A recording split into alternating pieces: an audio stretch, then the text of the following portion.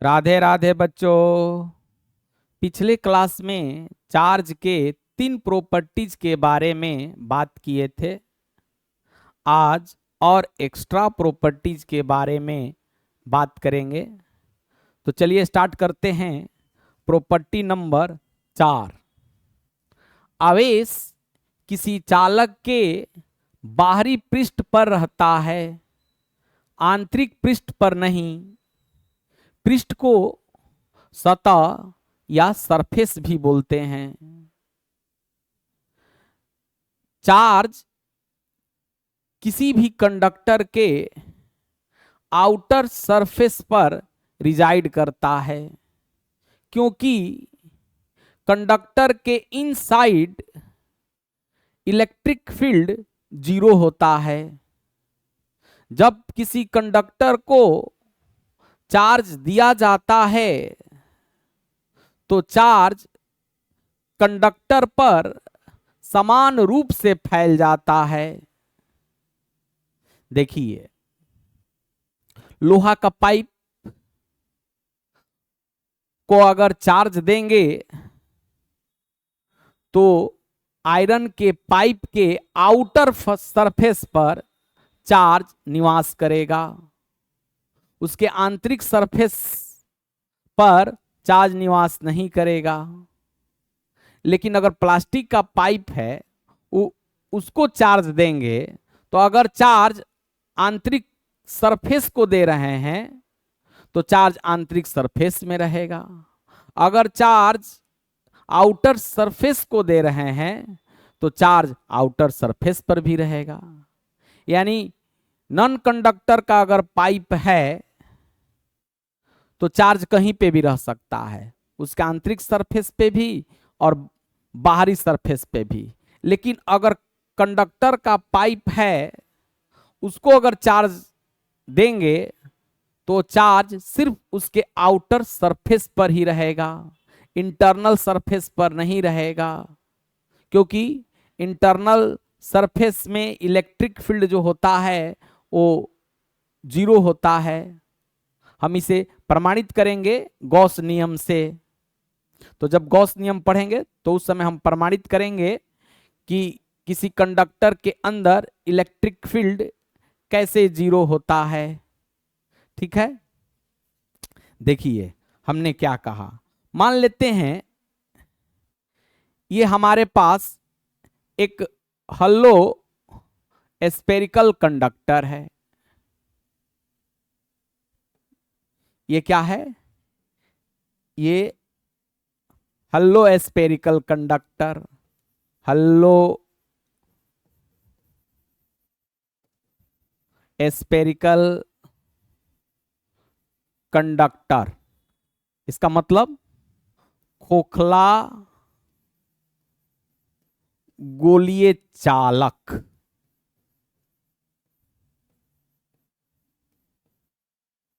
यानी ये फुटबॉल की तरह है लेकिन कंडक्टर का है। फुटबॉल क्या होता है? खोखला गोला। तो आप फुटबॉल की तरह सोचें। ठीक है, हम जब इसको आवेश दे रहे हैं प्लस आवेश, तो जो आवेश होगा इसके बाहरी सतह पर समान रूप से फैल जाएगा। ये इसका बाहरी सतह है और ये आंतरिक सतह है। तो आंतरिक सतह पर चार्ज नहीं जाएगा, कहां जाएगा? इसके बाहरी सतह पर चार्ज जाएगा। यानी यहां पे प्लस, ये देखिए प्लस, ये ऐसे।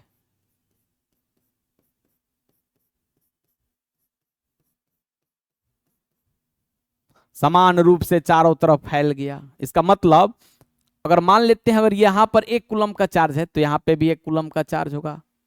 यानी सभी जगह समान तरह का चार्ज होगा।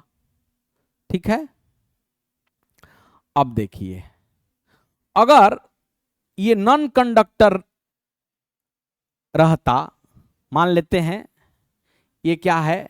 ये खोखला गोला है।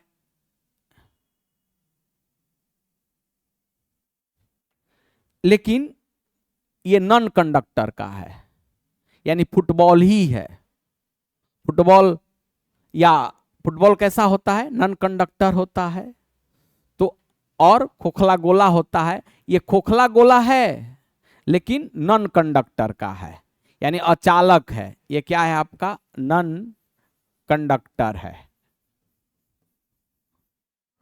अगर नॉन कंडक्टर खोखला गोले को आवेश देंगे, यानी चार्ज देंगे, मान लेते हम इसको प्लस चार्ज दे रहे हैं, तो जहां पर प्लस चार्ज देंगे वहीं पे चार्ज स्थिर हो जाएगा। अगर यहां पे चार्ज देंगे प्लस चार्ज तो ये चार्ज यहीं पे स्थिर हो जाएगा। अगर यहां पे देंगे प्लस चार्ज तो यहीं पे स्थिर हो जाएगा। अगर यहां पे देंगे प्लस चार्ज तो यहीं पे स्थिर हो जाएगा। अगर इसके आंतरिक सतह पर देंगे स्थिर चार्ज तो चार्ज यहीं पे स्थिर हो जाएगा। अगर यहां पे चार्ज देंगे तो यहां पे स्थिर हो जाएगा। यानी कहने का मेरा मतलब है, अगर नॉन कंडक्टर का खोखला गोला है तो उसको जहां आप चार्ज दोगे वहीं पे वो चार्ज्ड हो जाएगा। अगर इसके आंतरिक सतह को चार्ज दोगे तो आंतरिक सतह को भी चार्ज प्राप्त हो जाएगा, और इसको अगर बाहरी सतह को चार्ज दोगे तो बाहरी सतह को भी चार्ज प्राप्त हो जाएगा। लेकिन अगर खोखला गोला जो है कंडक्टर का है और जब इसको आप चार्ज दे रहे हो, अगर तुम यहां पर चार्ज दे रहे हो तो ये चार्ज जो है यहीं से चारों तरफ फैल जाएगा और समान रूप में फैल जाएगा। और कहां पर फैलकर रहेगा? सिर्फ इसके बाहरी सतह पर रहेगा। अगर इसके अंदर भी चार्ज दोगे, खोखला गोला के अंदर भी चार्ज आप देंगे अगर कंडक्टर का है तो चार्ज बाहर आ जाएगा। लेकिन नॉन कंडक्टर का है तो अंदर दोगे तो चार्ज अंदर रहेगा, बाहर दोगे तो बाहर रहेगा। ठीक है, मेरा कहने का मतलब है कि अगर खोखला गोला है या सॉलिड गोला है, ठोस गोला है, ठोस गोला मतलब नारंगी, और दोनों कंडक्टर का है, खोखला गोला ठोस गोला ये दोनों कंडक्टर का बना हुआ है, अगर इसको तुम चार्ज दोगे तो चार्ज इसके आउटर सरफेस पर निवास करेगा। चाहे तुम कहीं दो, अंदर दो चाहे बाहर दो, आउटर सरफेस पे ही निवास करेगा। लेकिन अगर नॉन कंडक्टर का खोखला गोला है, अगर उसको चार्ज तुम अंदर दोगे तो चार्ज अंदर भी रहेगा, अगर चार्ज बाहर भी दोगे तो बाहर भी रहेगा, यानी जहां चार्ज दोगे वहां पे चार्ज रहेगा। ठीक है, अब हम बात करते हैं कि आखिर खोखला गोला जो चालक का है उसके अंदर आवेश क्यों नहीं रहते हैं, और खोखला गोला अचालक का है तो इसके आंतरिक सतह पर चार्ज कैसे रह जाते हैं। तो चलिए हम इसी का पहले बात करते हैं। देखिए ये क्या है, ये हमारा एक खोखला गोला है। ठीक है, हम मान लेते हैं इसके आंतरिक सतह को चार्ज दे रहे हैं, यानी आंतरिक सतह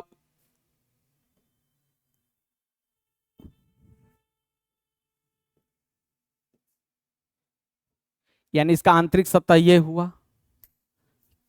ठीक है, तो ये आपका खोखला गोला कंडक्टर का है, तो आंतरिक सतह को चार्ज दे रहे हैं, तो मान लो यहां पर प्लस, एक यहां पे प्लस, एक यहां पे प्लस, एक यहां पे प्लस है।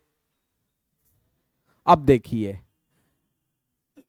इस प्लस और इस प्लस के बीच में क्या होगा? रिपल्सन, यानी ये प्लस इस प्लस को दूर भगाएगा, तो दूर भगाएगा तो ये किधर भागेगा? इधर।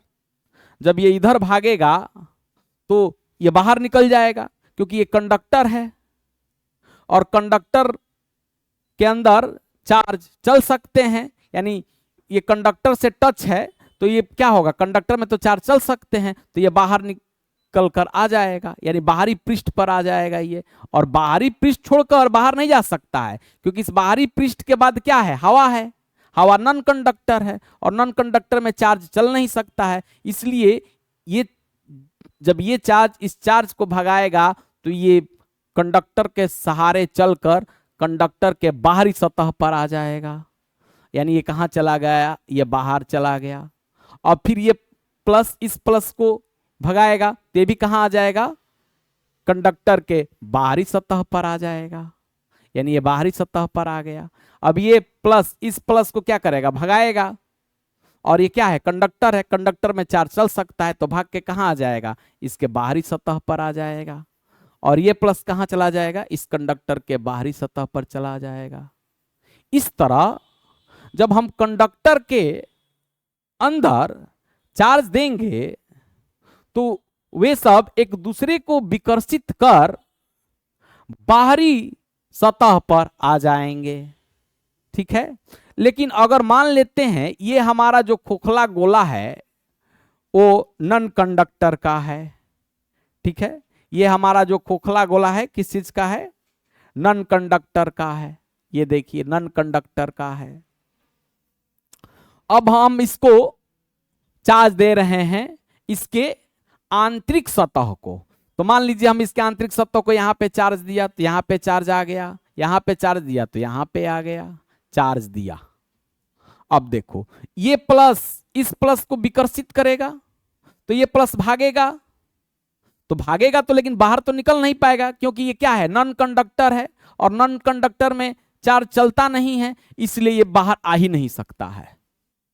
यानी ये इसको भगाएगा तो ये भी भागकर बाहर नहीं आ पाएगा क्योंकि नॉन कंडक्टर में चार्ज नहीं चलते हैं। ये इसको भगाएगा तो ये भी बाहर नहीं आ पाएगा, ये इसको भगाएगा तो ये भी बाहर नहीं जा पाएगा। यानी नॉन कंडक्टर के आंतरिक पृष्ठ पर जहां चार्ज दे देंगे वो चार्ज वहीं पे रहेगा, बाहर निकलकर बाहरी पृष्ठ पर नहीं आ सकता है, ठीक है।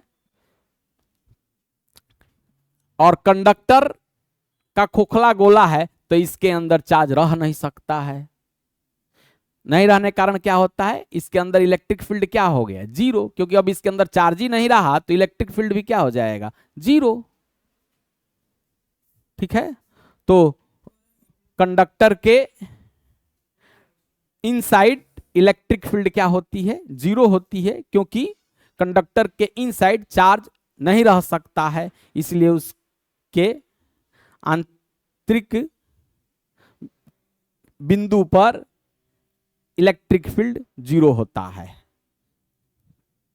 अब देखिए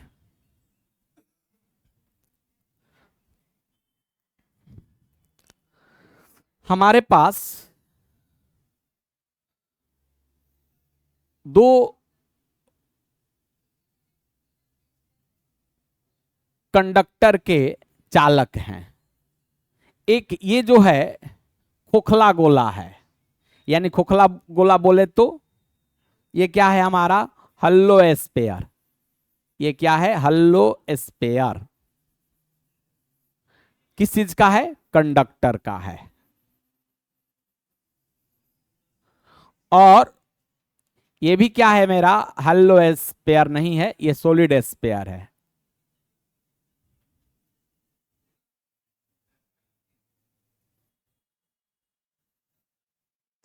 ये क्या है, सॉलिड स्फीयर।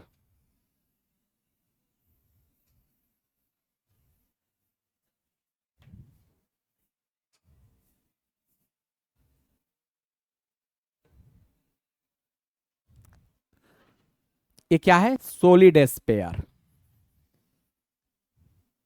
सॉलिड स्फीयर बोले तो नारंगी, और हल्लो स्फीयर बोले तो फुटबॉल। ये क्या है, ये भी कंडक्टर का है।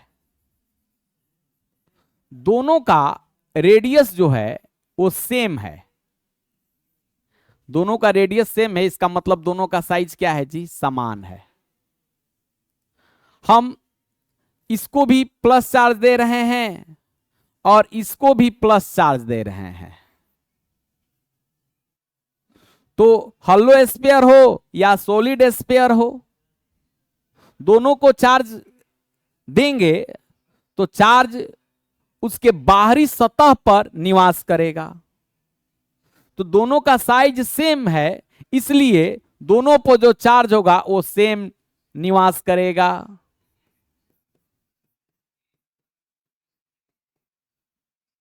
यानी जितना चार्ज इस पे निवास करेगा उतना ही चार्ज इस पे भी निवास करेगा।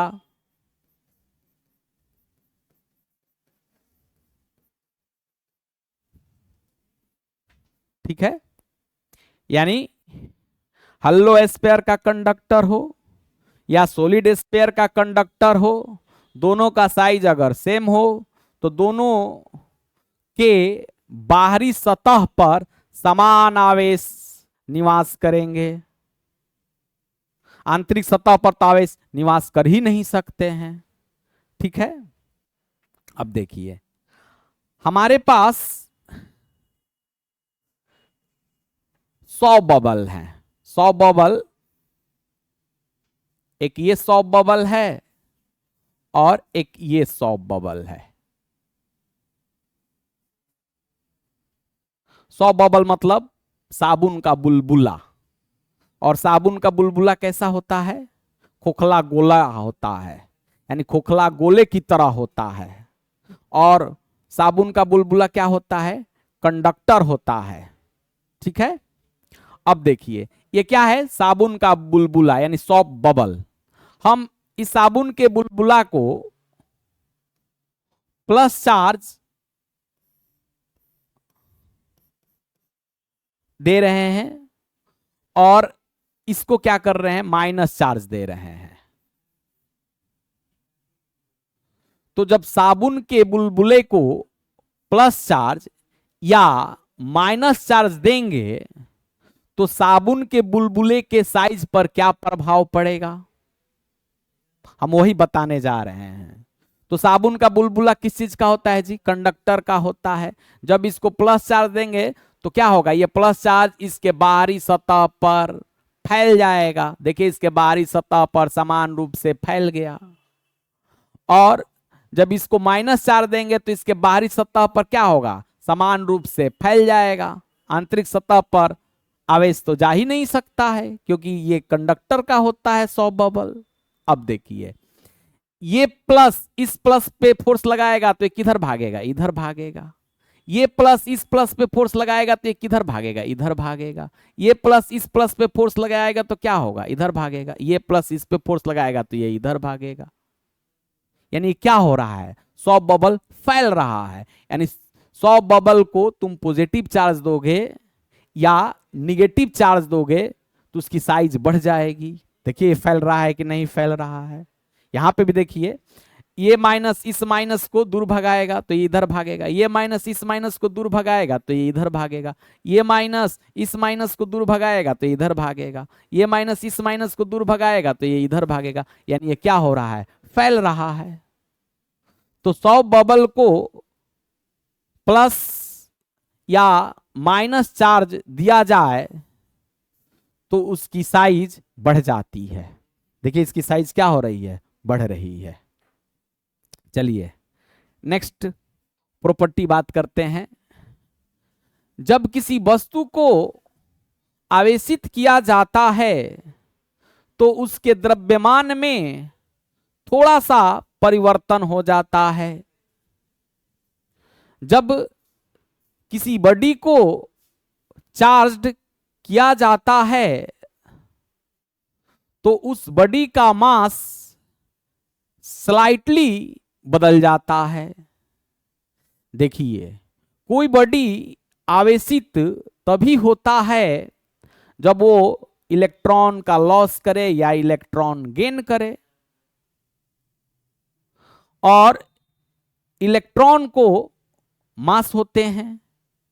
इलेक्ट्रॉन बिना मास का तो होता नहीं है। तो कोई बॉडी अगर इलेक्ट्रॉन लॉस कर रहा है इसका मतलब है कि वो अपना द्रव्यमान भी लॉस कर रहा है, वो अपना मास भी लॉस कर रहा है। अगर कोई बॉडी इलेक्ट्रॉन गेन कर रहा है इसका मतलब है कि वो मास भी गेन कर रहा है। तो जब कोई बॉडी इलेक्ट्रॉन लॉस कर केटायन या धनायन बनता है तो उसका मास घट जाता है। और जब कोई बॉडी इलेक्ट्रॉन गेन कर या ग्रहण कर ऋणायन या एनायन बनता है तो उसका मास बढ़ जाता है। ये कैसे होता है, आइए हम दिखाते हैं आपको।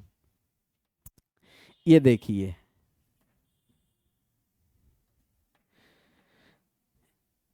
एक ये क्या है, एक न्यूट्रल बॉडी है।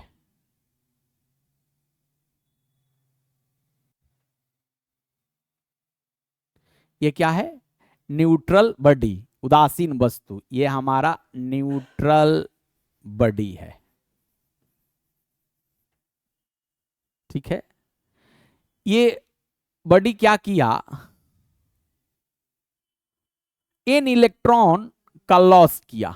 ये बॉडी क्या किया, एन इलेक्ट्रॉन का लॉस, एन इलेक्ट्रॉन्स का लॉस कर दिया, यानी त्याग कर दिया। तो ये बॉडी कैसा बन जाएगा, ये बॉडी मेरा कैसा हो जाएगा जी अब, यानी ये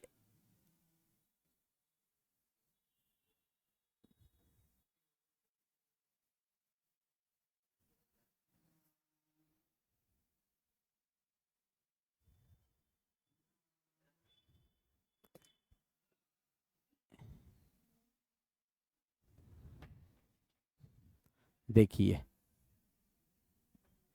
ये बॉडी कैसा बन गया, एन इलेक्ट्रॉन का लॉस कर दिया।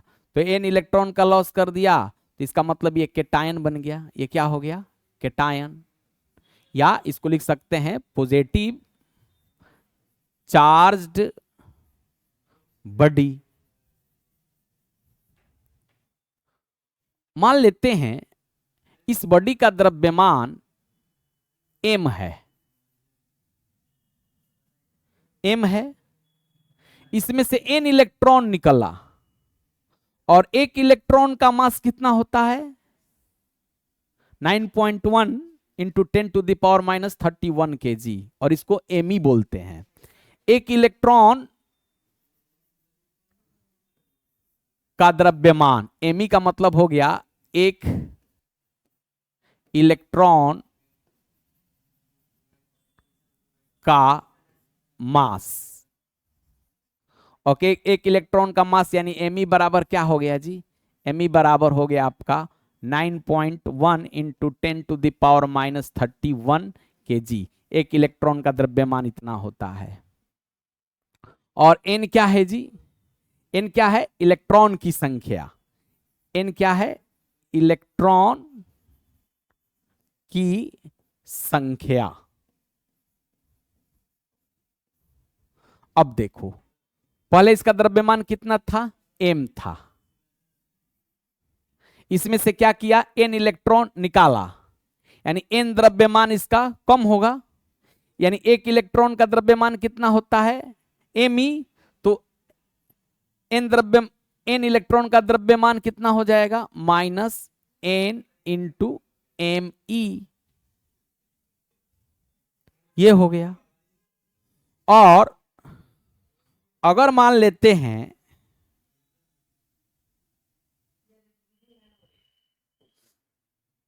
ये जो बॉडी है इलेक्ट्रॉन गेन करता है, अगर ये बॉडी n इलेक्ट्रॉन गेन करेगा तो क्या होगा, n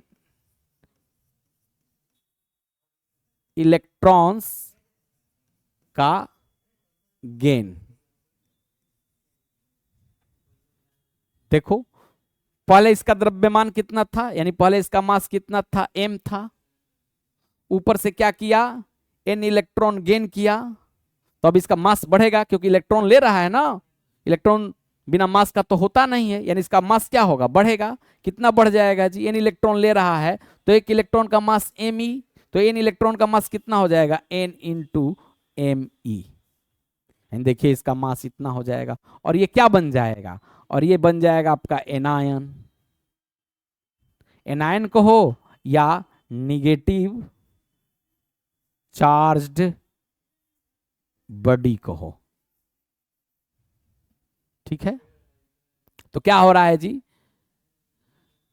जब न्यूट्रल बॉडी इलेक्ट्रॉन त्याग कर कैटायन बन रहा है तो इसका मास क्या हो जा रहा है, घट जा रहा है। और जब न्यूट्रल बॉडी इलेक्ट्रॉन गेन कर एनायन यानी निगेटिव चार्ज्ड बॉडी बनता है तो इसका द्रव्यमान क्या हो जा रहा है, बढ़ जा रहा है। अब हम आपसे पूछे कि बताओ तीनों में सबसे ज्यादा द्रव्यमान यानी मास किसको है, तो देखो सबसे ज्यादा मास एनायन को होता है, यानी सबसे ज्यादा मास जो होता है वो एनायन को होता है, ऋणायन। उसके बाद किसको होता है जी, उसके बाद न्यूट्रल बॉडी को होता है, न्यूट्रल बॉडी। और उसके बाद किसको होता है, यहां लिख दे रहे हैं, उसके बाद होता है कैटायन को। ठीक है, यानी मास सबसे कम मास किसको होता है, कैटायन को, सबसे अधिक मास एनायन को, उसके बाद किसका होता है, न्यूट्रल बॉडी को, और उसके बाद किसका होता है, कैटायन को, यानी सबसे कम होता है कैटायन का मास। ठीक है, समझ में आ गया होगा। चलिए नेक्स्ट। अब देखिए, स्थिर वैद्युत आकर्षण या स्थिर वैद्युत विकर्षण, electrostatic attraction and electrostatic repulsion. हम देखिए, हम इसमें जो भी बात करेंगे सिर्फ इलेक्ट्रोस्टैटिक अट्रैक्शन या इलेक्ट्रोस्टैटिक रिपल्सन का बात करेंगे, बाकी हमें और किसी बल की बात नहीं करनी है। अब हमें इसमें गुरुत्वाकर्षण बल की बात नहीं करनी है, सिर्फ इस बल की बात करनी है कि ये बल इस पे एक्ट होगा या नहीं होगा। ठीक है, तो चलिए स्टार्ट करते हैं। दो अनावेशित वस्तु यानी टू अनचार्ज्ड बॉडी या टू न्यूट्रल बॉडी, अगर टू न्यूट्रल बॉडी है मतलब उस पर चार्ज नहीं है तो उसके बीच इलेक्ट्रोस्टैटिक अट्रैक्शन या इलेक्ट्रोस्टैटिक रिपल्सन दोनों में से कुछ भी नहीं होगा। ठीक है, ना वो एक दूसरे को आकर्षित करेगा और ना ही वो एक दूसरे को विकर्षित करेगा, क्योंकि उस पर चार्ज नहीं है। अगर चार्ज रहता दोनों पर तभी ना आकर्षण विकर्षण होता, इलेक्ट्रोस्टैटिक रिपल्सन या इलेक्ट्रोस्टैटिक अट्रैक्शन होता। ठीक है, अब देखिए, दो सजातीय बिंदु आवेश यानी two similar point charge. Point charge कहते हैं किसी पॉइंट पे जो चार्ज होता है उसको पॉइंट चार्ज कहते हैं। इलेक्ट्रॉन क्या होता है, पॉइंट होता है। प्रोटॉन क्या होता है, पॉइंट होता है। और पॉइंट होने के नाते नाते उस पर क्या होता है, चार्ज होता है। तो इलेक्ट्रॉन पॉइंट चार्ज है, प्रोटॉन पॉइंट चार्ज है, अल्फा बीटा ये सब क्या है, पॉइंट चार्ज है। पॉजिट्रॉन पॉइंट चार्ज है। ठीक है, तो देखिए, दो सजातीय बिंदु आवेश यानी two similar point charge. Two similar point charge का मतलब two proton, two electron, two positron. तो प्रोटॉन प्रोटॉन के बीच क्या होगा, यानी अगर ये मान लीजिए आपका प्रोटॉन पर प्लस चार्ज, ये भी प्रोटॉन पर प्लस चार्ज, और प्रोटॉन प्रोटॉन के बीच में क्या होगा जी, रिपल्सन। यानी ये इसको इधर भगाएगा और ये इसको इधर भगाएगा। अगर टू सिमिलर पॉइंट चार्ज हैं, या मान लीजिए ये क्या है, दो इलेक्ट्रॉन है माइनस, और ये भी क्या है जी, इलेक्ट्रॉन। इलेक्ट्रॉन बोले तो दो इलेक्ट्रॉन का मतलब टू सिमिलर चार्ज। तो ये क्या करेगा, माइनस इस माइनस पर फोर्स लगाएगा तो ये इधर जाएगा, ये माइनस इस माइनस पर फोर्स लगाएगा इधर जाएगा। यानी टू सिमिलर पॉइंट चार्ज के बीच में क्या होता है जी, केवल रिपल्सन होता है। ठीक है, दो सजातीय आवेशित वस्तु, ये क्या है? टू सिमिलर चार्ज्ड बॉडी है। अब देखिए, टू सिमिलर चार्ज बॉडी का बात करना है, यानी बॉडी है, पॉइंट नहीं है ये मान लीजिए, ये देखिए एक बॉडी हो गया, और ये भी क्या है जी? बॉडी हो गया।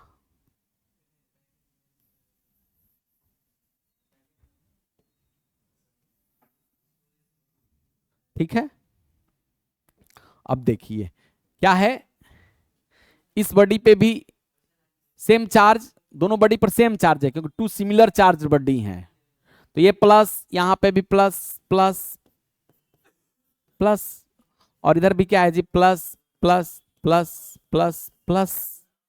देख रहे हैं? अब क्या होगा? ये प्लस इस प्लस के बीच में क्या होगा जी? यानी ये प्लस इस प्लस को दूर भगाएगा, यानी इस प्लस और इस प्लस के बीच में रिपल्सन होगा, तो ये प्लस इस प्लस को इधर भगाएगा, तो ये इधर चला जाएगा। ठीक है, यानी दो सिमिलर चार्ज्ड बॉडी रहेंगे तो एक दूसरे के बीच में क्या होगा जी? रिपल्सन। या एक और एग्जांपल देखिए, जैसे मान लीजिए ये एक चार्ज्ड बॉडी है, यानी इस पे जो चार्ज है मेरा प्लस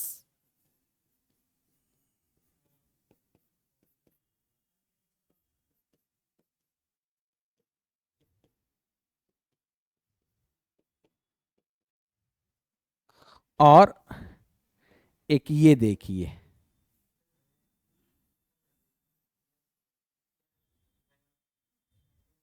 इस पे जो चार्ज है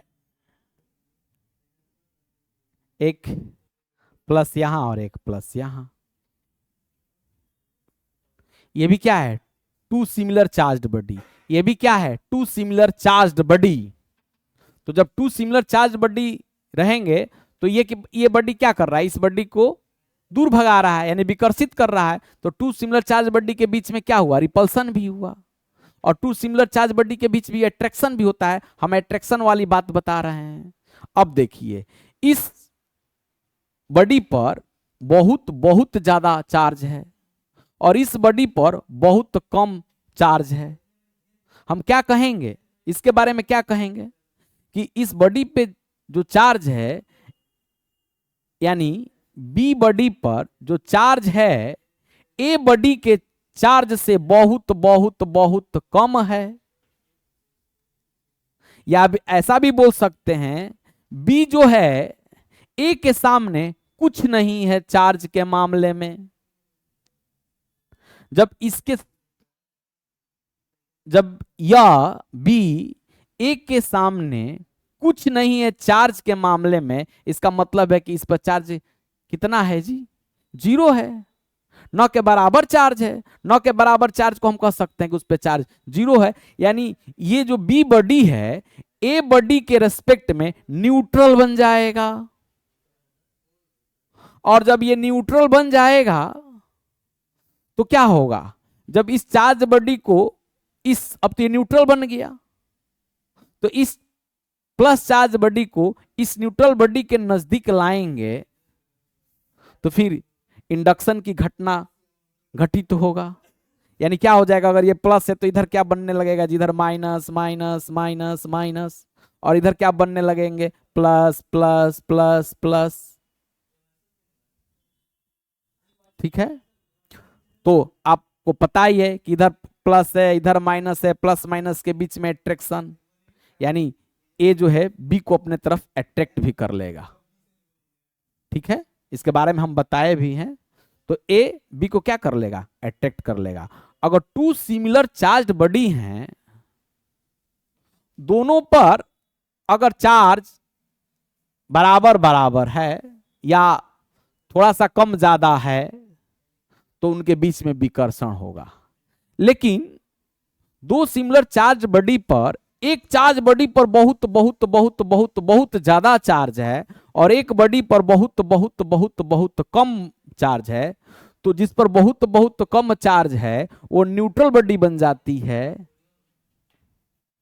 जिसके कारण जब चार्ज बॉडी को उस न्यूट्रल बॉडी के नजदीक लाया जाता है तो इंडक्शन की क्रिया होती है।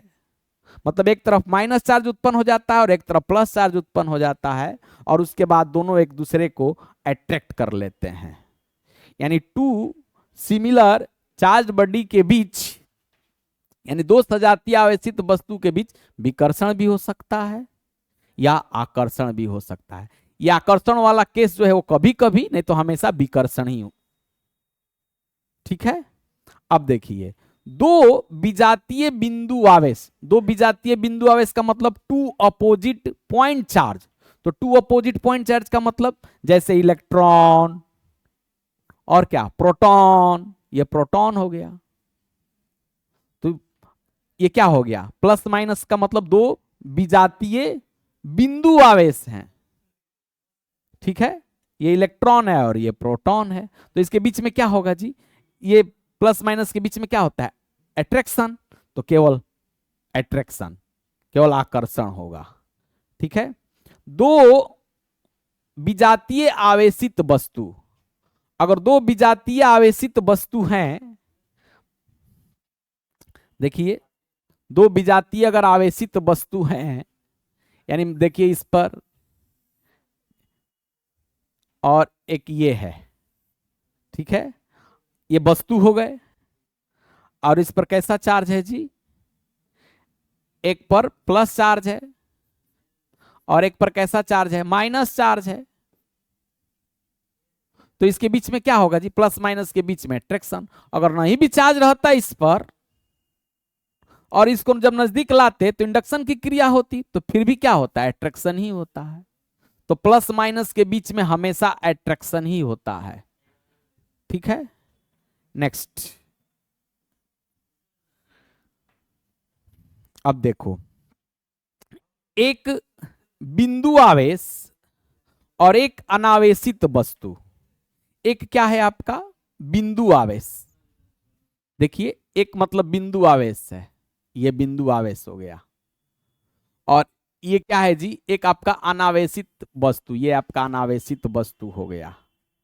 तो बिंदु आवेश पर जो चार्ज होता है नगण्य होता है, ना के बराबर होता है। तो देखो इस पर चार्ज कितना है, बहुत कम, और ये क्या है, अनचार्ज्ड बॉडी है, इस पे चार्ज नहीं है।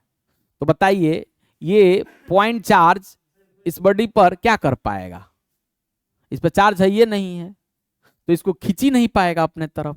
अगर मान लीजिए हम यहाँ पे इस पॉइंट चार्ज को अगर इसके नजदीक भी ला रहे हैं तो इंडक्शन की अगर क्रिया भी हो रही है तो इस पे बहुत ही कम चार्ज डेवलप होगा, और ऊपर से ये भारी है, तो बॉडी है भारी है, और ये क्या है, हल्का है, तो ये कैसे इसको खींच पाएगा, यानी प्लस इसको नहीं खींच पाएगा। यानी एक पॉइंट चार्ज हो और एक अनावेशित वस्तु हो तो उसके बीच कुछ भी नहीं होता है, ना आकर्षण होता है और ना विकर्षण होता है। पॉइंट चार्ज के बीच में आकर्षण या विकर्षण हो सकता है, लेकिन पॉइंट चार्ज और न्यूट्रल बॉडी के बीच में कुछ भी नहीं हो सकता है, ना आकर्षण हो सकता है ना विकर्षण हो सकता है। चलिए नेक्स्ट, एक आवेशित वस्तु और एक अनावेशित वस्तु के बीच ना आकर्षण और ना विकर्षण होता है, या आकर्षण होता है, मतलब ये भी हो सकता है और नहीं तो ये होगा। ये कैसे होगा हम आपको दिखा रहे हैं, देखिए यहां अगर मान लीजिए एक चार्ज्ड बॉडी, ये क्या है, एक चार्ज्ड बॉडी है, और ये क्या है जी, ये हमारा अनचार्ज्ड बॉडी है। ठीक है, इस पे कैसा चार्ज है, देखिए इस पे जो चार्ज है ये प्लस प्लस, ये चार्ज्ड बॉडी है, ये क्या है, अनचार्ज्ड बॉडी है। अब देखो चार्ज्ड बॉडी अनचार्ज्ड बॉडी से दूर रहेगा तो इंडक्शन की क्रिया तो होगी नहीं, तो जब इंडक्शन की क्रिया इस दोनों के बीच में नहीं होगी तो ना ये इसको अपने तरफ खींच पाएगा और ना ही इसको दूर भगा पाएगा। इसके बीच में क्या होगा जी, ना आकर्षण हो पाएगा ना विकर्षण हो पाएगा। ठीक है, लेकिन मान लो अगर ये चार्ज्ड बॉडी है, ठीक है, और ये मान लेते हैं न्यूट्रल बॉडी है, ठीक है, इस पर क्या है, प्लस प्लस प्लस, ये देखिए, अब देखिए इसके बीच क्या होगा, ना आकर्षण ना विकर्षण। ये देखिए ये आवेशित वस्तु है और ये क्या है जी, न्यूट्रल बॉडी है। आवेशित वस्तु किसके पास आ गया, न्यूट्रल बॉडी के पास आ गया, तो यहां पर कौन सी क्रिया होगी, इंडक्शन। और जैसे ही इंडक्शन की क्रिया होगी तो इधर कौन सा चार्ज उत्पन्न हो जाएगा, माइनस माइनस माइनस। ठीक है, और इस प्लस माइनस के बीच में क्या होगा, अट्रैक्शन। तो ये एक दूसरे को अट्रैक्ट भी कर सकते हैं। यानी अगर एक आवेशित वस्तु एवं एक अनावेशित वस्तु है, तो जब दोनों एक दूसरे से दूर रहेंगे तो उनके बीच ना आकर्षण होगा और ना विकर्षण होगा। लेकिन दोनों जब एक दूसरे के करीब होंगे, काफी नजदीक होंगे, तो उनके बीच में क्या हो जाएगा, आकर्षण हो जाएगा। ठीक है, चलिए आपको समझ में आ गया होगा। नेक्स्ट प्रॉपर्टी देखते हैं।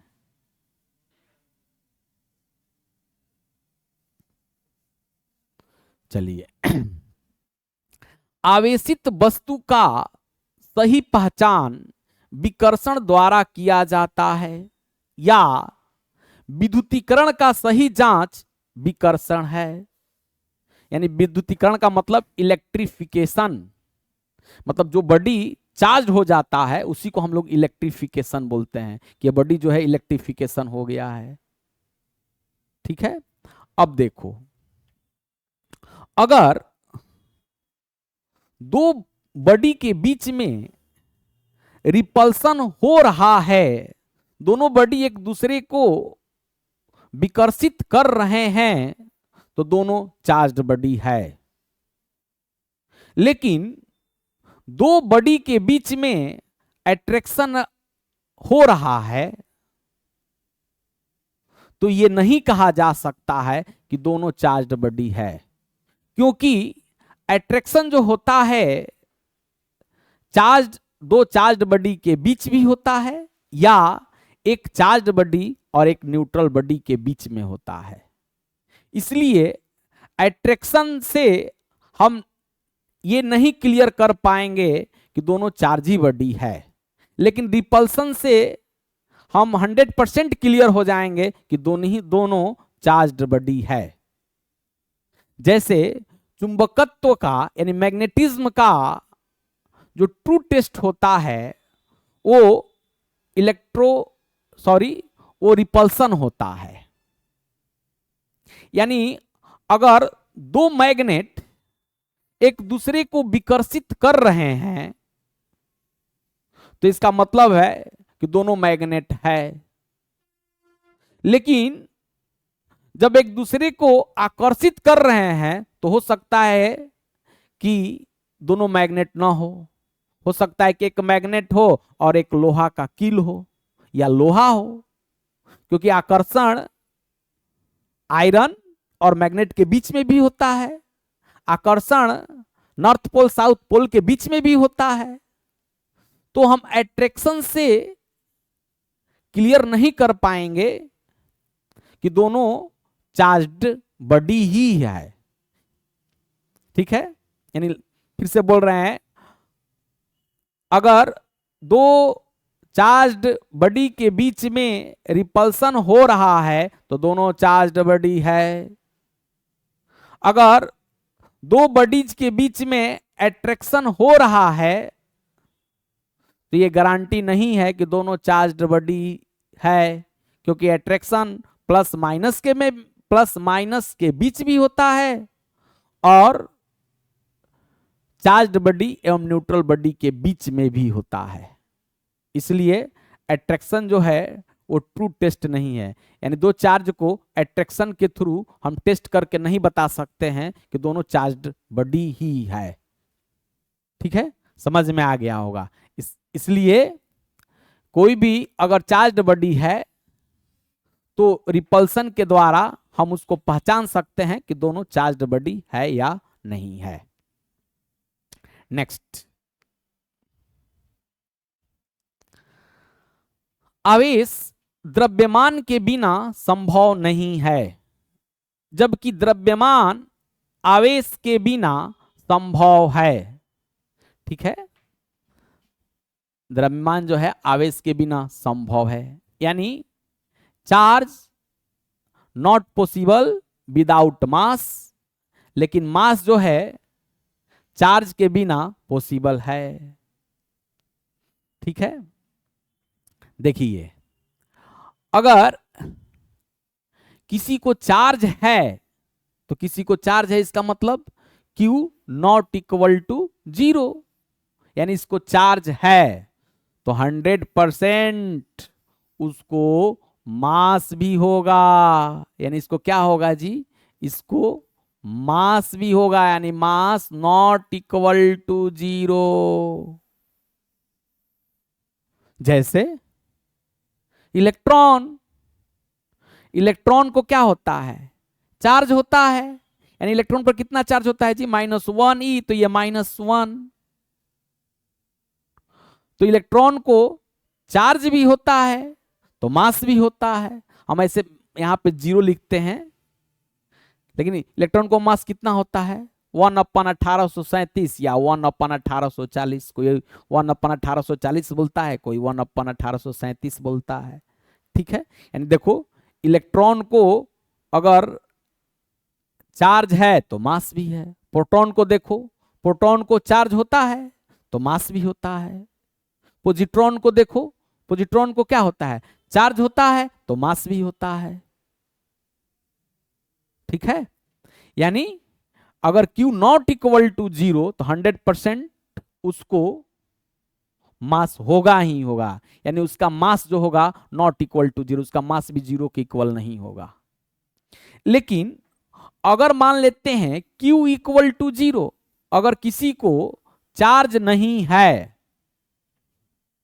तो अगर किसी को चार्ज नहीं है तो उसको क्या हो सकता है, उसको मास हो भी सकता है, यानी मास उसका 0 के बराबर नहीं भी हो सकता है, या उसका मास 0 के बराबर भी हो सकता है। ठीक है, जैसे देखिए Q अगर 0 है तो मास भी 0 वाला। एग्जाम्पल जैसे न्यूट्रिनो, ये देखिए इसका एग्जाम्पल न्यूट्रिनो, ये न्यूट्रिनो, न्यूट्रिनो का न्यूट्रिनो, ये देखिए न्यूट्रिनो का 0 0, देखो न्यूट्रिनो को चार्ज 0 है तो देखो मास 0 है, यानी न्यूट्रिनो को अगर मास 0 है तो चार्ज भी 0 है। एंटी न्यूट्रिनो, ये आपका एंटी न्यूट्रिनो देखिए, ये आपका एंटी न्यूट्रिनो, देखो इसको चार्ज 0 है तो मास भी 0 है, या ऐसा बोल लो इसको मास 0 है तो चार्ज क्या है, 0 है। गामा, ये देखिए ये गामा हो गया, ये ऊपर वाला मास है नीचे वाला चार्ज है, तो ये मास 0 चार्ज भी 0। और Q अगर 0 है मतलब किसी को चार्ज नहीं है तो उसको मास हो भी सकता है, यानी उसका मास 0 के बराबर नहीं होगा। जैसे न्यूट्रॉन, न्यूट्रॉन को देखो, ये न्यूट्रॉन, न्यूट्रॉन में क्या होता है N0, इसको चार्ज नहीं होता है लेकिन इसको मास होता है। यानी मेरा कहने का मतलब है कि अगर किसी को चार्ज नहीं है तो उसको मास हो भी सकता है नहीं भी हो सकता है। समझ में आ रहा है? या इसको इस तरीका से देखिए, जैसे मान लेते हैं किसी को मास जो है 0 है, यानी मास किसके बराबर है जी, 0 के बराबर है, तो 100% उसको चार्ज नहीं है। क्या होगा जी, 100%, ये जान लीजिए कि उसको चार्ज भी नहीं होगा, यानी उसका चार्ज भी जो होगा 0 के बराबर होगा। अभी बोले इसका एग्जाम्पल देख लीजिए, इसका क्या एग्जाम्पल है, न्यूट्रिनो, एंटी न्यूट्रिनो, गामा। ठीक है, अगर मान लो किसी को मास जो है वो जीरो के बराबर नहीं है, मास जीरो के बराबर नहीं है। तो मास जीरो के बराबर नहीं है तो इसको चार्ज हो भी सकता है, नहीं भी हो सकता है। मतलब इसको चार्ज हो भी सकता है, ये हो भी सकता है, और नहीं तो नहीं भी हो सकता है। यानी चार्ज होगा जीरो के बराबर हो सकता है। ठीक है, अब देखिए, जैसे अभी इसके बारे में बताया कि मास जीरो के बराबर नहीं है। न्यूट्रॉन को देखिए, न्यूट्रॉन का मास जीरो के बराबर नहीं है, लेकिन उस पर चार्ज क्या है, जीरो है। और देखिए जिसको मास जीरो, जैसे इलेक्ट्रॉन को देखिए, उसका मास जीरो के बराबर नहीं है तो उसका चार्ज भी जीरो के बराबर नहीं है। प्रोटॉन को देखिए, प्रोटॉन का मास जीरो के बराबर नहीं है तो उसका चार्ज भी जीरो के बराबर नहीं है। ठीक है, अब देखिए ये क्या है, हम सिंबल दिखा रहे हैं। ये इलेक्ट्रॉन का सिंबल है, ये देखिए प्रोटॉन का सिंबल है +1 1। ये किसका है, ये पॉजिट्रॉन का सिंबल है +1 0। ये देखिए आपका अल्फा का सिंबल है +2, यहां पर 4। ठीक है, ये देखिए न्यूट्रॉन का सिंबल है 0 1। ये न्यूट्रिनो का सिंबल हो गया, ये एंटी न्यूट्रिनो का सिंबल है, ये गामा का। ये देखिए, ये जो ऊपर हम लिखे हैं ये मास के बारे में लिखे, और यहां पे जो लिख रहे हैं चार्ज के बारे में लिखे हैं। ये जो मास है रिलेटिव मास है, और ये जो चार्ज लिखे हैं relative charge, relative mass relative charge. ठीक है, यानी इलेक्ट्रॉन के ऊपर जो लिख रहे हैं यहां पे ये रिलेटिव मास है, और यहां पे जो लिख रहे हैं रिलेटिव चार्ज है। चाहे किसी के ऊपर, या आप प्रोटॉन के ऊपर जो लिखे हैं, यहां पे जो लिखे हैं क्या लिख रहे हैं जी, रिलेटिव मास, और यहां पे क्या लिख रहे हैं, रिलेटिव चार्ज। चाहे गामा के यहां पे जो लिख रहे हैं क्या है, रिलेटिव मास, और यहां पे क्या है, रिलेटिव चार्ज। देखिए जब मास को AMU के रूप में लिखा जाता है तो वहां पर रिलेटिव मास डिफाइन की जाती है, और जब मास को kg के रूप में लिखा जाता है तो वहां पर एब्सोल्यूट मास डिफाइन की जाती है। जब चार्ज को E के रूप में लिखा जाता है तो रिलेटिव चार्ज डिफाइन की जाती है, और जब चार्ज को कूलम्ब के रूप में लिखा जाता है तो एब्सोल्यूट चार्ज डिफाइन की जाती है। लेकिन हमको किसके बारे में बात करना है, रिलेटिव मास रिलेटिव चार्ज। यानी जब मास को AMU के रूप में लिखेंगे तो इलेक्ट्रॉन का मास कितना होता है जी, इलेक्ट्रॉन का मास होता है 1/1837। चाहे कोई कोई से 1/1840 भी बोलता है। ठीक है, तो 1/1837 का मतलब क्या हुआ जी, 0.000 ऐसा कुछ होगा, ऐसा कुछ आएगा। तो ये इस वैल्यू को क्या कहते हैं, नगण्य वैल्यू। ये वैल्यू लगभग लगभग जीरो के अप्रोक्स है, ये जीरो के बराबर माना जाता है, यानी ये नगण्य वैल्यू है। इसलिए ये लगभग लगभग किसके बराबर हो गया जी, जीरो के अप्रोक्स हो गया। इसलिए ये मतलब हम लोग जैसे इलेक्ट्रॉन का मास AMU में लिखना होगा तो क्या लिखेंगे, 1/1837 AMU। और AMU का जो गुणज होता है उसी को कहते हैं रिलेटिव मास। यानी AMU का गुणज यहां पर कितना है, 1837। तो रिलेटिव मास कितना हो गया, 1/1837। ठीक है, यानी ये किसके बराबर हो जाएगा जी, ये हो जाएगा आपका 0.0005, या ये अप्रोक्स, ये किसके अप्रोक्स हो जाएगा, जीरो के अप्रोक्स हो जाएगा। तो देखो यहां इलेक्ट्रॉन के ऊपर जीरो लिखा गया है।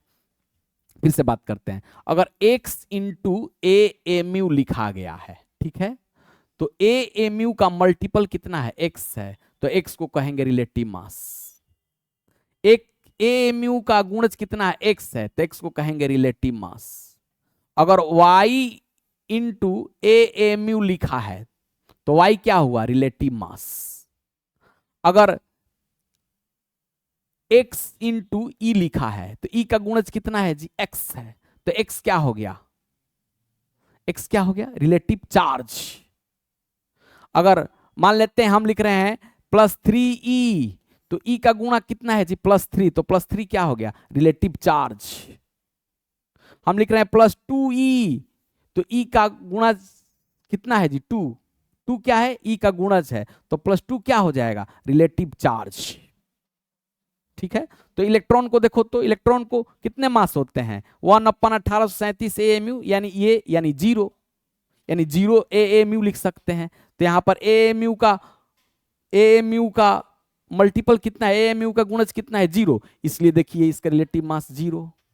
और इलेक्ट्रॉन को चार्ज कितना होता है, -1e, तो e का गुणज कितना है जी, -1, तो e का गुणज जितना होगा उसको क्या कहेंगे, रिलेटिव चार्ज। तो -1 क्या हुआ, रिलेटिव चार्ज। तो देखो इसलिए इलेक्ट्रॉन के नीचे यहां पर क्या लिखे हैं, -1। जैसे प्रोटॉन, प्रोटॉन को मास कितना होता है, प्रोटॉन को मास होता है AMU, तो यहां पर AMU का गुणज कितना है, 1, इसलिए देखो यहां पे 1 लिखा हुआ है। और प्रोटॉन को चार्ज कितना होता है, +1e, ठीक है, तो e का गुणज कितना है, +1, तो देखो यहां पे लिखा गया है +1। अब जैसे अल्फा है, अल्फा को मास कितना होता है, 4 AMU, यानी AMU का गुणज 4, यानी 4 क्या है, रिलेटिव मास, तो देखो यहां पे लिखा गया रिलेटिव मास 4। और अल्फा पे चार्ज कितना होता है, +2e,